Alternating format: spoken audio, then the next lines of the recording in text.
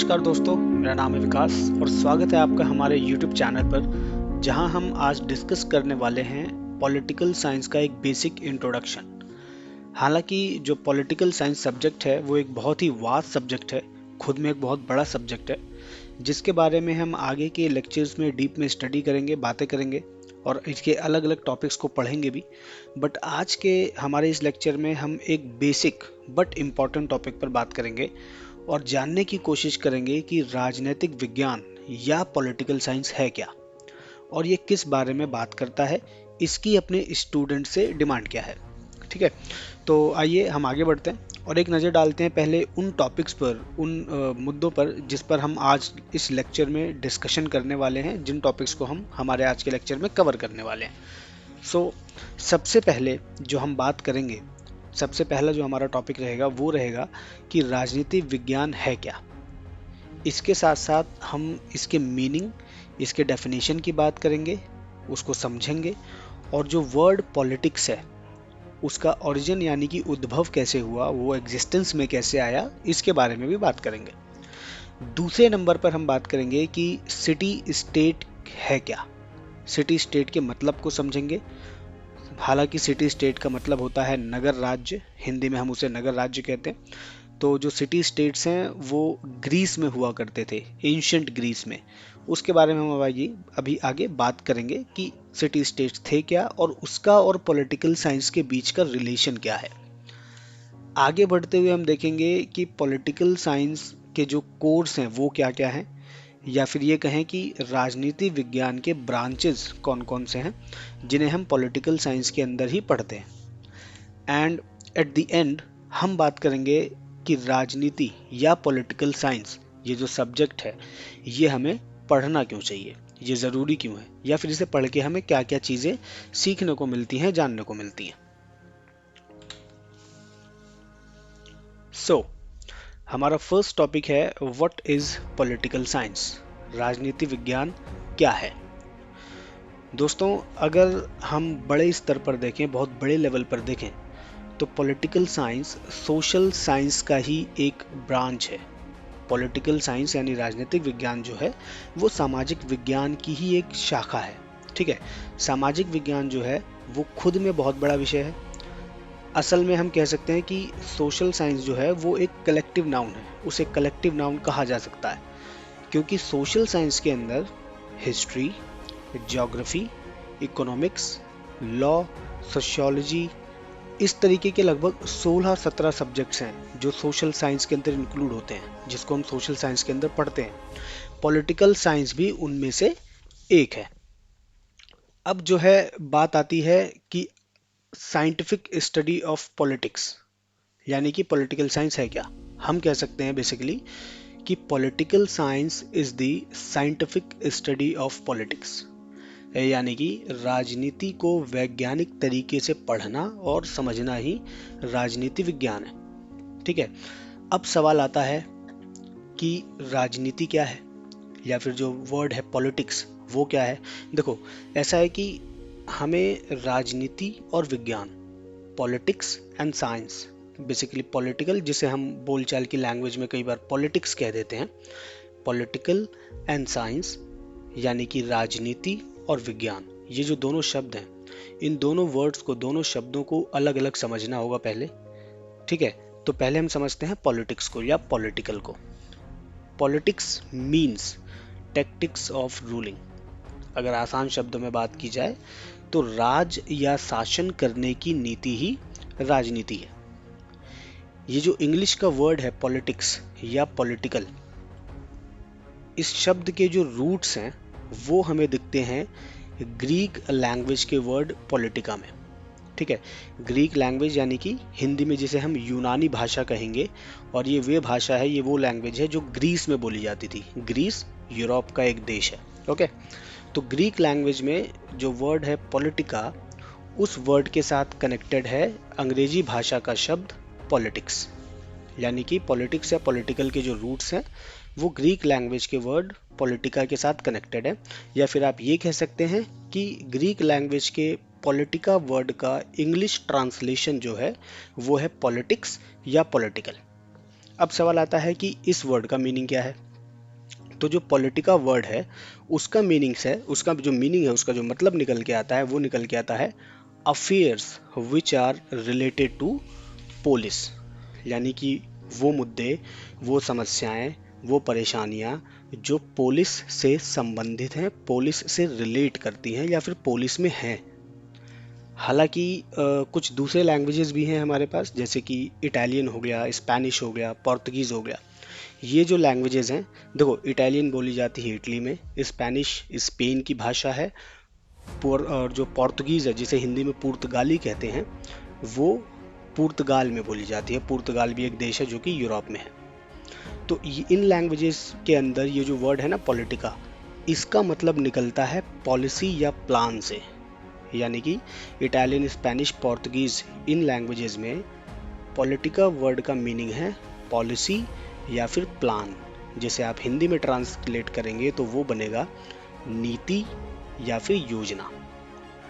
अभी जो वर्ड पॉलिटिका है जिसके बारे में हमने अभी समझा, ये वर्ड पॉलिटिका खुद पोलिस से निकला है। ठीक है, पोलिस एंशियंट ग्रीस में जो छोटे छोटे शहर हुआ करते थे, छोटे छोटे नगर राज्य, उनको पोलिस कहा जाता था। इसके बारे में अभी हम आगे डिटेल में डिस्कशन करेंगे। तो पोलिस से निकला है पॉलिटिका, और पोलिस कहा जाता था छोटे छोटे नगर राज्यों को जो कि ग्रीस में हुआ करते थे। पूरा ग्रीस नगर राज्यों में यानी कि सिटी स्टेट्स में डिवाइड था। पोलिस के जो मुद्दे होते थे, और ज़्यादा इजी लैंग्वेज में अगर आप समझना चाहें तो ये कह सकते हैं कि पोलिस के अंदर यानी कि सिटी स्टेट के अंदर की जो पॉलिटिकल एक्टिविटीज़ हैं, उन एक्टिविटीज़ को ही कहा जाता था पॉलिटिका। ठीक, इस तरीके से एक वर्ड है पोलिस, जिससे बना पॉलिटिका, और पॉलिटिका से बना पॉलिटिक्स। सो अगर हम अब इसे कंक्लूड करें, इन सारे वर्ड्स को समझें और इनको जोड़ के देखें, तो हम कह सकते हैं कि पोलिस से निकला वर्ड पॉलिटिका, और पॉलिटिका को जब इंग्लिश में ट्रांसलेट किया गया तो वो बना पॉलिटिकल या पॉलिटिक्स, जिसे हम हिंदी में कहते हैं राजनीति। ओके, अब आगे बढ़ते हैं। तो हाँ, यहाँ पे ये छोटा सा फैक्ट है, father of politics is Aristotle. आप स्क्रीन पे ये इमेज देख रहे होंगे। ये जो इमेज है ये बेसिकली एरिस्टोटल की किताब है जिसका नाम था पॉलिटिक्स। ठीक है, और एरिस्टोटल कौन है? एरिस्टोटल को हिंदी में आरस्तु कहा जाता है। वो एक बहुत बड़े विद्वान हैं जिनको माना जाता है कि राजनीति के जनक, फादर ऑफ पॉलिटिक्स वही हैं जिन्होंने राजनीति को या फिर पॉलिटिकल साइंस को जन्म दिया, जिन्होंने बेसिकली सबसे पहले इसके बारे में बात की। और सबसे पहले पॉलिटिक्स या पॉलिटिकल साइंस के बारे में एरिस्टोटल ने अपने इसी किताब में बात की थी, जिसकी इमेज आपको स्क्रीन पर दिख रही है। इस किताब का नाम ही था पॉलिटिक्स।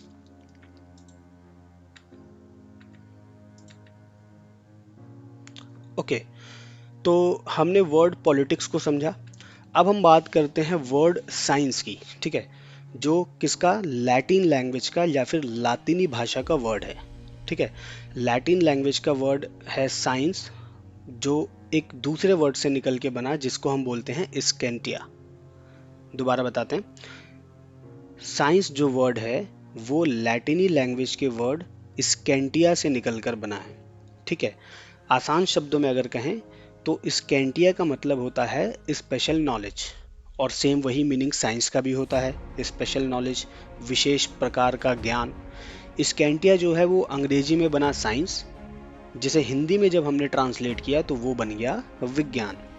अब ये जो वर्ड हिंदी का है ना विज्ञान, हम इसको बहुत अच्छे से समझ सकते हैं। अगर आप वर्ड को देखें विज्ञान को, तो विज्ञान दो भागों में बांटा जा सकता है। पहला है वी और दूसरा है ज्ञान। ठीक है, वी प्लस ज्ञान। यहाँ पे वी का अर्थ है विशेष। ठीक है, कहने का मतलब है विशेष तरीके से या विशेष प्रकार का। तो आप ऐसे कह सकते हैं विशेष तरीके से प्राप्त ज्ञान या विशेष प्रकार का जो ज्ञान है उसे ही विज्ञान कहा गया।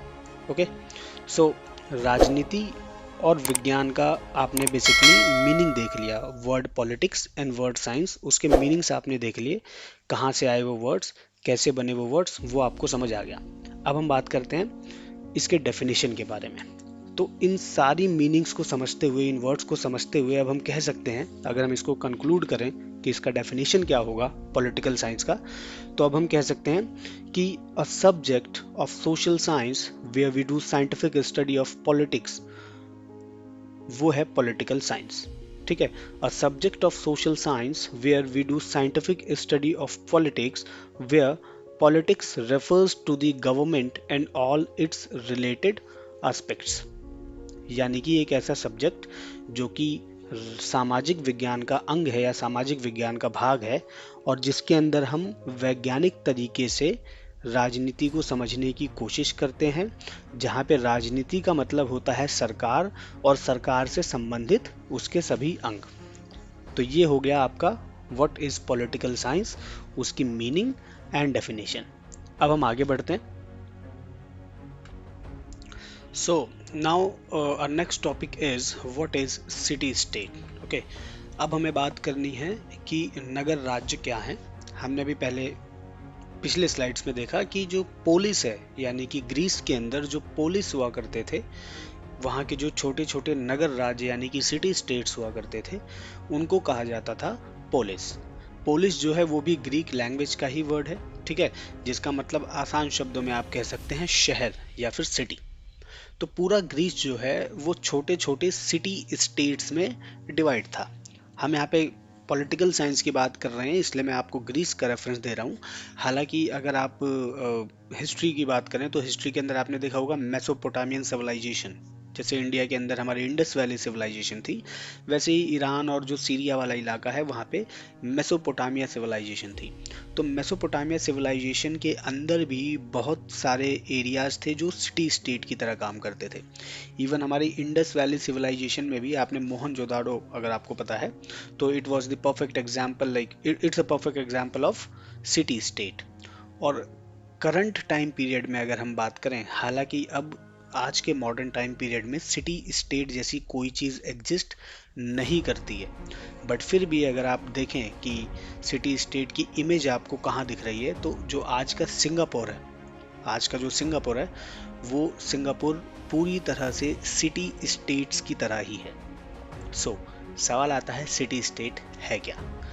सिटी स्टेट को समझने के लिए आसान शब्दों में आप ये कह सकते हैं कि एक छोटा देश, जिस तरीके से एक देश की अपनी बाउंड्री होती है, अपनी सीमा होती है, अपने रूल्स रेगुलेशंस होते हैं, और अपना एक प्रॉपर पर्टिकुलर लैंड होता है, एक पर्टिकुलर पॉपुलेशन होती है, उसी तरह से सिटी स्टेट के पास भी ये सारी चीज़ें होती हैं, बट बहुत ही छोटे लेवल पर। यानी कि देश जो है वो बहुत बड़े होते हैं, और सिटी स्टेट्स यानी कि पोलिस वो बहुत छोटे होते हैं। इनका आकार, इनका साइज, इनका एरिया जो होता है वो लगभग एक शहर के बराबर होता है। ठीक है, तो जो सिटी स्टेट्स हैं वो absolutely independent and self sufficient होते हैं। यानी कि ये पूरी तरीके से स्वतंत्र होते हैं, अपने सारे फैसले फैसले खुद लेते हैं, अपने सारी प्रॉब्लम्स के लिए, अपने सारे जो भी इनकी डिमांड्स हैं, जो भी इनकी नीड्स हैं, उनको फुलफिल करने के लिए सारे डिसीजंस ये खुद लेते हैं। ये किसी के सामने, मतलब किसी के सामने ये आंसरेबल नहीं है। ओके, हालांकि ये हैं एक देश का हिस्सा, एक बहुत बड़े देश का हिस्सा है, बट ये अपना सारा सिस्टम डेमोक्रेटिक तरीके से खुद चलाते हैं, खुद उसको एक तरीके से रेगुलेट करते हैं। जो डेमोक्रेसी हमें देखने को मिलती है, लोकतंत्र, वो हमें सबसे पहले सिटी स्टेट्स में ही देखने को मिलती है। जो पॉलिटिक्स है वो हमें सबसे पहले सिटी स्टेट्स में ही देखने को मिलती है। यही रीज़न है कि सिटी स्टेट्स में, पॉलिटिक्स में और डेमोक्रेसी में एक इंटरकनेक्शन है, आपस में जुड़े हुए हैं, क्योंकि ये सारी चीज़ें हमें सिटी स्टेट्स में ही सबसे पहले देखने को मिली। अब जो पहले के सिटी स्टेट्स हुआ करते थे, जो पोलिस हुआ करते थे ग्रीस के अंदर, वो हमें देखने को मिलता है। आप अगर इस इमेज को देखें तो आपको दिखेगा कि ये एक देखने में बहुत बड़ा घर लग रहा है, बट असल में ये एक सिटी है, एक शहर है, जो चारों तरफ से बाउंड्री से घिरी हुई है। इसकी अपनी एक बाउंड्री है, अपनी एक सीमा है, और उस सीमा के अंदर, उस बाउंड्री के अंदर सारी की सारी चीज़ें अवेलेबल हैं। इनके अपने रूल्स रेगुलेशंस हैं, ये अपने हिसाब से काम करते हैं, इनके पास अपने स्कूल हैं, अपने कॉलेज हैं, अपने हॉस्पिटल्स हैं, सब कुछ, एवरीथिंग, ये सारी की सारी चीज़ें खुद से रेगुलेट करते हैं। ठीक है, अब यहाँ पे सिटी स्टेट्स की एक और खासियत क्या थी कि जो सिटी स्टेट्स है ना वो ग्रिड सिस्टम के ऊपर थे। ग्रिड सिस्टम यानी कि सारी गलियां और सारे जो घर वगैरह होते थे, जो बिल्डिंग्स वगैरह होती थी, जो स्ट्रीट्स होती थी, वो बहुत ही अच्छी तरीके से डिजाइंड होती थी और बहुत अच्छी तरह से ऑर्गेनाइज्ड होती थी। ऐसा नहीं है कि जैसे आप आजकल इंडिया के कुछ छोटे छोटे शहर देखें तो कोई मैपिंग ही नहीं होती है कि कहाँ पे क्या बना है और कहाँ पे क्या नहीं बना है। देखने में भी चीज़ें भद्दी लगती हैं, अजीब लगती हैं। बट सिटी स्टेट बहुत ज़्यादा वेल डिज़ाइंड हुआ करते थे और इनकी जो पॉपुलेशन हुआ करती थी वो बहुत कम हुआ करती थी, क्योंकि छोटा एरिया होता था, एक शहर होता था। आमतौर पर एक शहर में 5-10 हज़ार लोग होते हैं, तो सिटी स्टेट्स की भी पॉपुलेशन लगभग उतनी ही हुआ करती थी। सो ये था सिटी स्टेट, नगर राज। और सिटी स्टेट्स हुआ करते थे ग्रीस में। हम पॉलिटिकल कॉन्टेस्ट में समझने की कोशिश करें तो हाँ, ग्रीस में हुआ करते थे। बट अगर आप हिस्टोरिकल कॉन्टेस्ट में देखें तो Mesopotamian civilisation, Indus valley civilisation, और मॉडर्न हिस्ट्री में अगर आप देखें तो इटली, इटली जो इटली के जो अलग अलग, वेनिस हो गया, वेनेजुएला हो गया, सॉरी वेनिस हो गया, और इटली के जो दूसरे पार्ट्स हो गए, वो भी सिटी स्टेट्स की तरह काम करते थे। और अगर आप बिल्कुल मॉडर्न टाइम पीरियड में देखने की कोशिश करें तो मॉडर्न टाइम पीरियड में सिटी स्टेट जैसी कोई चीज़ नहीं है। बट फिर भी जो सिंगापुर है वो सिटी स्टेट का एक बहुत अच्छा एग्जाम्पल है, क्योंकि वो लगभग सिटी स्टेट की तरह ही काम करता है। उसकी जो इमेज है वो लगभग सिटी स्टेट की तरह ही है। तो नेक्स्ट टॉपिक की तरफ बढ़ते हैं और बात करते हैं हम, व्हाट इज द कोर्स और what are the course of political science. जब हम पॉलिटिकल साइंस के कोर सब्जेक्ट्स की बात करते हैं, हालांकि पॉलिटिकल साइंस खुद एक सब्जेक्ट है, बट क्योंकि वो एक बहुत वास्ट सब्जेक्ट है तो इसके अंदर ना बहुत सारे दूसरे उप विषय, सब सब्जेक्ट्स आते हैं। जिसके अंदर सबसे पहले आता है पॉलिटिकल थ्योरी, जो कि कोर एरिया है पॉलिटिकल साइंस का। ठीक है, पॉलिटिकल साइंस के अंदर ही आने वाली एक शाखा है, एक ब्रांच है। पॉलिटिकल थ्योरी के अंदर आप पॉलिटिक्स का थ्योरेटिकल स्टडी करते हैं।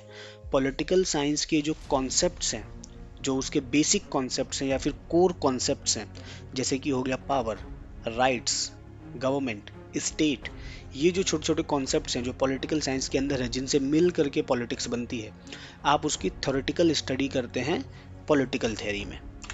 इसके बाद जो दूसरा कोर सब्जेक्ट आता है पॉलिटिकल साइंस का वो है कंपैरेटिव पॉलिटिक्स, जिसे हिंदी में हम बोलते हैं तुलनात्मक राजनीति। पॉलिटिकल थ्योरी को हम हिंदी में बोलेंगे राजनीतिक सिद्धांत। तो कंपैरेटिव पॉलिटिक्स के अंदर नाम से ही पता चल रहा है कि आप अलग अलग पॉलिटिक्स को, अलग अलग पॉलिटिकल सिस्टम को कंपेयर करके पॉलिटिक्स को समझने की कोशिश करते हैं। एग्जाम्पल आप ऐसे ले सकते हैं कि दो अलग अलग जगहों की गवर्नमेंट को एक साथ रखना, उनको कंपेयर करना, उसकी स्टडी करना।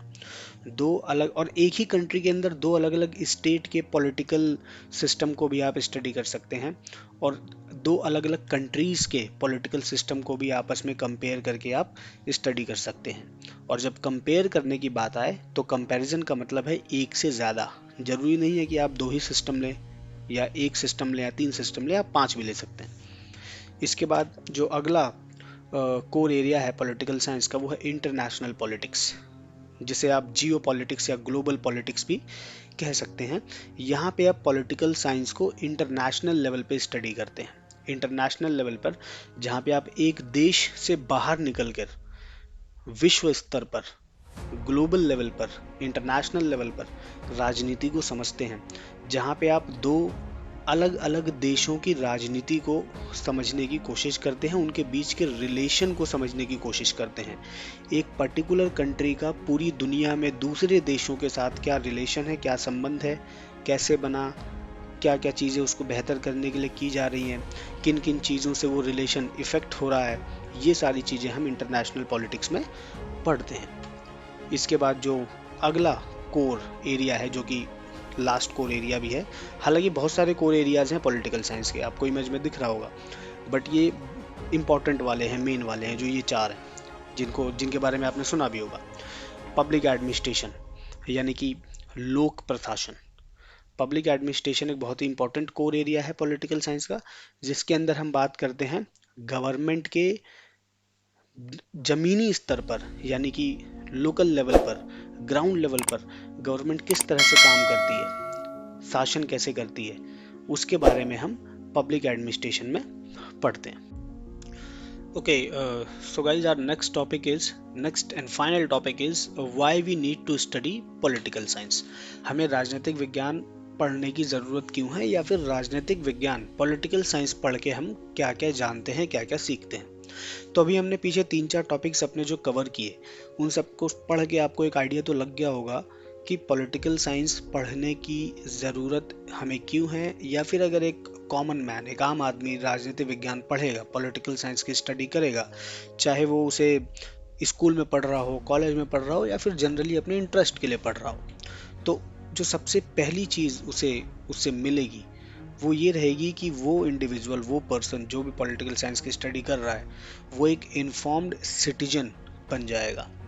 यानी कि राजनीति विज्ञान को पढ़ने से, पॉलिटिकल साइंस को पढ़ने से हम बहुत सारी ऐसी चीज़ें जानते हैं, ऐसी चीज़ें सीखते हैं जो हमें एक इन्फॉर्म्ड सिटीजन बनाती है। यानी कि इन्फॉर्म्ड सिटीजनशिप आपको एक तरीके से आप उसको यूज़ कर पाते हैं, आपको एक इन्फॉर्म्ड सिटीजनशिप मिलती है, आप एक इन्फॉर्म्ड सिटीजन कहलाते हैं, एक जागरूक नागरिक। और इसके साथ साथ सिविक एंगेजमेंट, यानी कि सामाजिक स्तर पर समाज में आप पार्टिसिपेट करते हैं। जब आपको चीज़ों के बारे में पता चलता है, सोसाइटी के बारे में पता चलता है, सोसाइटी के सिस्टम के बारे में पता चलता है, तो आपका इंगेजमेंट भी बढ़ जाता है। इसके साथ politics helps to know your rights. जो राजनीतिक विज्ञान है, जब आप राजनीतिक विज्ञान पढ़ते हैं तो राजनीतिक विज्ञान से आपको पता चलता है कि आपकी ड्यूटीज़ क्या हैं, आपके राइट्स क्या हैं, सोसाइटी में आपका रोल क्या है, एक समाज में, एक देश में आपको किस तरह से काम करना है, आपका हक क्या है, आपके अधिकार क्या हैं, क्या चीज़ें सही हैं और क्या चीज़ें सही नहीं हैं, या क्या चीज़ें अगेंस्ट द लॉ हैं। इसके साथ ही पॉलिटिकल साइंस पढ़ने से, पॉलिटिकल साइंस क्या करती है, it helps to understand system. एक समाज का, एक देश का, एक स्टेट का जो सिस्टम है, जो व्यवस्था है, उसके कायदे कानून, उसके रूल रेगुलेशन, वहाँ की गवर्नमेंट, वहाँ की पॉलिसीज़, उन सारी चीज़ों को समझने के लिए हमें पॉलिटिकल साइंस पढ़नी पड़ती है या फिर पढ़नी चाहिए। जब आप राजनीति विज्ञान पढ़ेंगे तो इन सारी चीज़ों को आप उसके अंदर कहीं ना कहीं देखेंगे और उसकी स्टडी करेंगे, इसको समझेंगे। इसके साथ जो चौथी चीज़ आती है वो ये कि राजनीतिक विज्ञान पढ़ने से आपके अंदर क्रिटिकल थिंकिंग स्किल्स एनहेंस होती हैं। यानी आपकी कौशल क्षमता जो है वो बढ़ती है, आपके मस्तिष्क की कौशल क्षमता जो है वो बढ़ती है। आप क्रिटिकली थिंकिंग में अपने आप को इवॉल्व करते हैं। जब आप चीज़ों को समझते हैं, सोसाइटी की समस्या को और उसके सॉल्यूशन को, रूल्स को, रेगुलेशंस को, वो कैसे बने, क्यों बने और बनने के बाद उनका इम्पैक्ट क्या है, या फिर आपके अगर राइट्स की ही बात की जाए तो आपको राइट्स कब मिले, कैसे मिले, क्यों मिले, आपके राइट्स क्या हैं, आपके राइट्स का रीज़न क्या है कि वो आपको मिले। इन सारी चीज़ों को जब आप पढ़ते हैं और एक दूसरे से कनेक्ट करके समझने की कोशिश करते हैं तो कहीं ना कहीं आप अपने क्रिटिकल थिंकिंग को डेवलप करते हैं, और जो चीज़ें गलत हैं, जो चीज़ें सही नहीं है, उसको आप क्रिटिसाइज भी करते हैं। जब आप देखते हैं कि as per the policy, as per the law कुछ चीज़ें हैं जो सोसाइटी में गलत चल रही हैं या फिर गवर्नमेंट सही से काम नहीं कर रही है, तो आप उनको क्रिटिसाइज भी करते हैं। जो चीज़ें अच्छी लगती हैं आप उसको प्रेज भी करते हैं। तो इस तरीके से आप अपनी थिंकिंग स्किल, अपनी कौशल क्षमता को एनहेंस करते हैं पॉलिटिकल साइंस या फिर कोई भी सोशल साइंस पढ़ने से। ये होता है। इसके साथ फाइनल चीज़ अगर हमें बात करें तो सोशल साइंस पढ़ने से आपका सोशल डेवलपमेंट होता है। सॉरी, पॉलिटिकल साइंस पढ़ने से आप अपने आप को सोशली, सामाजिक तौर पर विकसित करते हैं, सोशली डेवलप करते हैं। जब आप पॉलिटिकल साइंस पढ़ते हैं तो इनडायरेक्टली आप कहीं ना कहीं सोसाइटी के पूरे सिस्टम को समझने की कोशिश करते हैं, और जब आप उस सिस्टम को समझते हैं तो आप कहीं ना कहीं अपने आप को उस सिस्टम के साथ, उस सोसाइटी के साथ और अच्छे से जोड़ते हैं, या तो जोड़ने की और अपना एक एक्चुअल रोल प्ले करने की, अपनी ड्यूटी पूरी करने की कोशिश करते हैं, जिससे कि आपका सोशल डेवलपमेंट होता है।